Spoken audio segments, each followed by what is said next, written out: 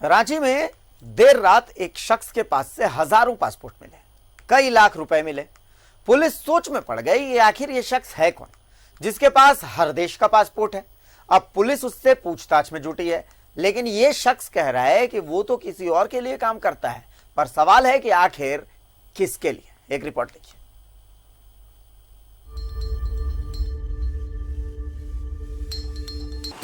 ये है राजेश। इस शख्स के पास से पुलिस ने जो बरामद किया है वो आपको हतप्रभ कर देगा। 8 सूटकेस में 10.5 लाख रुपए, 1300 से ज्यादा पासपोर्ट। इन पासपोर्ट्स में हर देश के लिए पासपोर्ट था। यह आदमी रांची से जमशेदपुर जाने की तैयारी में था, पर ट्रैवल एजेंसी संचालक की एक्टिवनेस ने इसे पकड़वा दिया।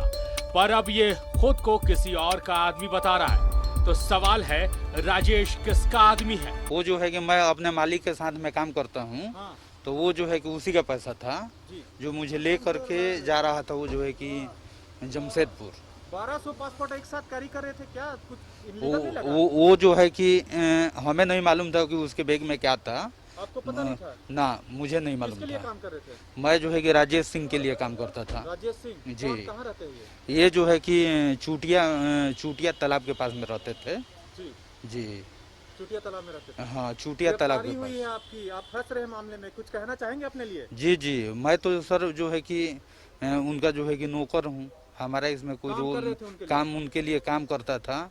इसमें हमारा कोई रोल है ही नहीं। अब इसे लेकर पुलिस क्या कह रही है ये भी सुन लीजिए। कि उनका वेरिफिकेशन चल रहा है। जहाँ तक अभी हम लोग उसमें बात कर रहे हैं, चुटिया में उनका एक ऑफिस था जहाँ पे हम लोग सत्यापन करा रहे हैं, और जो पासपोर्ट होल्डर्स हैं, डिफरेंट पासपोर्ट होल्डर्स हैं, उनसे भी हम लोग सत्यापन करने का प्रयास कर रहे हैं। तो जो भी उसमें खुल के आएगा, अगर कुछ इलीगैलिटी होगी तो हम लोग उसमें कार्रवाई करेंगे। कारण पता करने का प्रयास कर रहे हैं कि किस कारण से इस तरह लोगों का वो पासपोर्ट रखता था।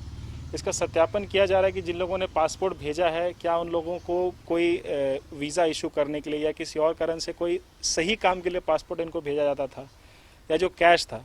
तो उसके लिए हम अन्य विभाग जो हैं, चाहे आयकर विभाग हो या पासपोर्ट ऑफिस है, उनसे भी संपर्क कर पता करें कि किस परिस्थिति में इस तरह का पासपोर्ट या कैश इस तरह का किस कार्य में लेन देन होता है।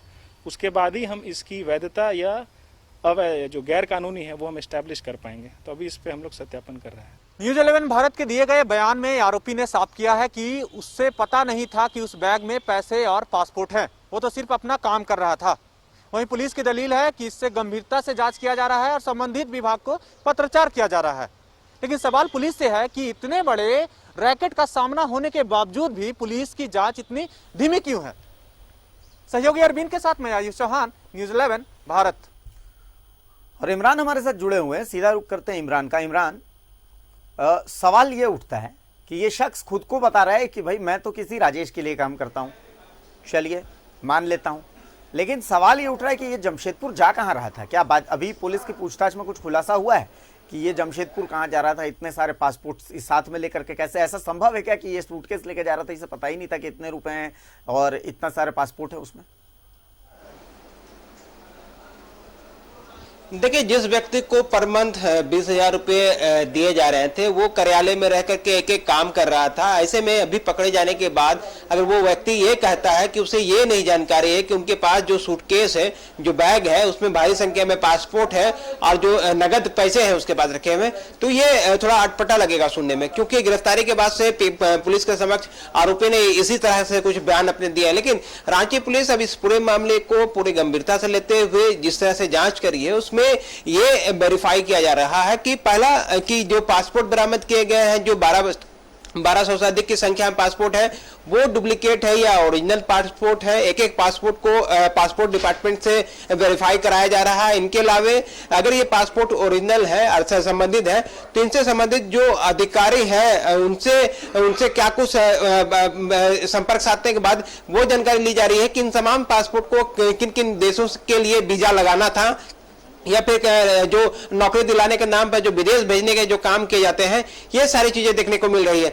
तो कहीं ना कहीं जिस तरह से इस पूरे मामले में पूरा मामला सामने आया था, उसके बाद से जो रांची पुलिस के अलावा कई एजेंसियां हैं जो इस पूरे मामले की जांच में और तफ्तीश में जुट गई है। चूंकि देर रात तक मैं जब जगन्नाथपुर थाने में था तो इस पूरे मामले में ये कहने वाला कोई भी नहीं था कि जो पासपोर्ट पकड़ाए हैं वो नकली है या असली है। लेकिन अब प्राइमा फेसी पुलिस ये दबी जुबान मान के चल रही है कि जो पासपोर्ट पकड़ाए हैं वो सारे ओरिजिनल पासपोर्ट हैं, जो कि विदेश में नौकरी दिलाने के नाम पे या फिर नौकरी के लिए जो लोग जाते हैं उनके एजेंट के रूप में वीजा लगाने का जो काम किया जाता है, उस तरह का काम यहाँ पे करते हुए देखा जा रहा है। लेकिन जो कि पैसे भी बरामद किए गए हैं, इसलिए अब इस पूरे मामले की तफ्तीश और भी बढ़ाई जा रही है। और पासपोर्ट जिसके नाम से है, जिस व्यक्ति का है, उनसे संपर्क साधा गया, उनसे कई लोगों से बातचीत की गई। पूछताछ के क्रम में उन लोगों ने भी पुलिस को यही जानकारी दी है कि वो वीजा के लिए एजेंट को ये सारे पासपोर्ट को उपलब्ध कराए गए थे। लेकिन अब ये पासपोर्ट कहां यूज हो रहा था, किस परिस्थिति में यूज हो रही थी, इसे उसकी कोई सी भी तरह की जानकारी नहीं है। तो इसलिए पुलिस को इस पूरे मामले में देखना होगा कि चूंकि बताया जा रहा था कि रांची से जमशेदपुर के ये सभी लोगों को जाना था। अभिषेक, मेरी जानकारी में और जो एजेंट के रूप में लोग काम करते हैं उनसे जब हमारी बातचीत हुई है, उनका कहना है कि इस पूरे मामले में कबूतरबाजी की जो बातें सामने आते रही है अक्सर, उस लाइन पे भी हो सकता है। क्योंकि जमशेदपुर में एजेंटों का अच्छा खासा गढ़ माना जाता है। रांची से ज्यादा अगर मार्केट अगर हम कहें एजेंट के रूप में तो वो जमशेदपुर से है। क्योंकि जमशेदपुर से कोलकाता के लिए लोग वीजा लगाने के लिए अक्सर जाया करते हैं। जमशेदपुर से मुंबई के लिए भी लोग अक्सर जाया करते हैं, जहां पर बड़ी संख्या में पासपोर्ट जो है वो अपने साथ ले जाते हैं और वहां पे वीजा लगाने के बाद वापस इस पासपोर्ट को संबंधित व्यक्ति के पास बाय पोस्ट या बाय कुरियर भेज दिया जाता है। लेकिन एक बड़े संख्या में पासपोर्ट मिलने से कहीं ना कहीं खलबली मच गई थी पुलिस डिपार्टमेंट में। पुलिस डिपार्टमेंट सहित वैसे डिपार्टमेंट जो संबंधित थे, उन तमाम डिपार्टमेंट में सीआईडी ने जो अलग अलग विंग है जांच की, उन तमाम लोगों ने इस पूरे मामले की जानकारी ली कि आखिर इतने पासपोर्ट को करने वाले जो पकड़े गए व्यक्ति, उनका रोल क्या है और किस तरह के लोगों के पास ये सारा पासपोर्ट जब्त किया गया है। पुलिस अब ये भी एंगल पे जांच कर रही है कि अगर ये एजेंट के रूप में काम कर रहे थे तो कहीं ना कहीं अगर उनके पास ये जो लाइसेंस है, अगर लाइसेंसी होते हैं तो खैर इन पर बहुत ज्यादा कुछ कार्रवाई नहीं होगी। ये लीगल पॉइंट्स के रूप में ये सभी बच सकते हैं।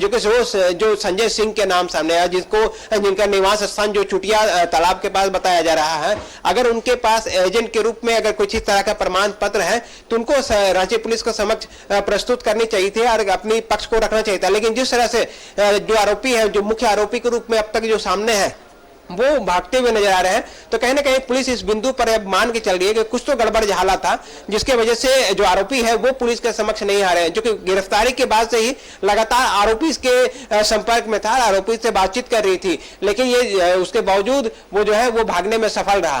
तो अब देखना है कि रांची पुलिस इस पूरे मामले में मुख्य आरोपी के रूप में जो है उनको किस तरह से गिरफ्तार करती है, उनसे जो आउटपुट निकलेगी बातचीत के आधार पर, कब तक ये सारी चीजें छन करके बाहर आ पाएगी। चले इमरान, बहुत बहुत शुक्रिया आपका। नजर बनाए रखें इस मामले पर कि आखिर ये जो मामला है ये है क्या, ये पासपोर्ट जो था ये था तो था क्यों, किसका था, और अगर ये जिस आदमी का जिक्र कर रहा है वो शख्स कौन है। बहुत सारी पेचीदगियां हैं जिसका जवाब पुलिस को देना है।